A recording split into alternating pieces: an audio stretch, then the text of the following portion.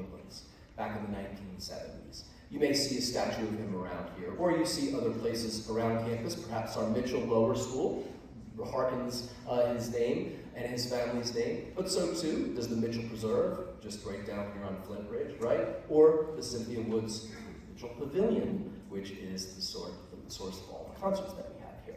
Now, George Mitchell was an entrepreneur, business person, oil executive who had revolutionary technologies that accelerated the extraction of oil and natural gas from the earth. But he was also someone that cared deeply about the environment and cared deeply about sustainable communities that had great quality of life. And that's why you see that here in the Woodlands. You ever notice that as you're driving down the Woodlands Parkway, sometimes the streets don't go in a very grid way. They kind of bend and curve, and sometimes hard to see. That's all by design. It's all by design. The fact that it's very difficult to cut down a tree here, right? That this is a respect for nature and a sustainable environment where we can all thrive. George Mitchell was a visionary and created a vision of this community, essentially, with this wonderful verdant area just about 40 miles north of the city of Houston. As he was designing it, George Mitchell had ideas for industry, for entrepreneurs, for hospitals. He also had an idea for a school. And so as they were developing Woodlands Parkway, which you see here in the 1970s, of which our school now sits, he said, you know what? We need to have a place where we can develop an independent school and have a school like this that you're in right now to help this community thrive. So you're part of Woodlands history.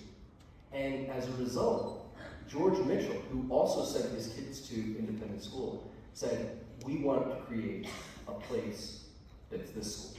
And he got 43 acres and created the John Cooper School. Now our namesake comes from John Cooper, and I'll talk about him in a minute. But I want you to realize that you're attending a school that is rooted in the foundations of this community. And I think that should bring you great pride. We're proud of you for all the hard work that you do each and every day, for the accomplishments that you have, whether it's in the pool at SPC, whether it's on the stage for our fall musical, whether it's in the clubs, whether you're helping support those in need through Habitat or construction, whatever it may be, we're proud of you for that. So I hope you feel a similar shared pride when you're wearing that Cooper shirt, when you're out representing the community, because you're part of a school that, founded in 1988, was part of the mission and vision of George Mitchell.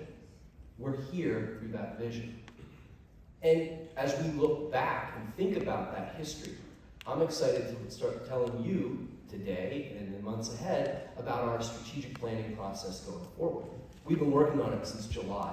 We've been thinking an awful lot about how we can, for you students, make your experience even better than it is today.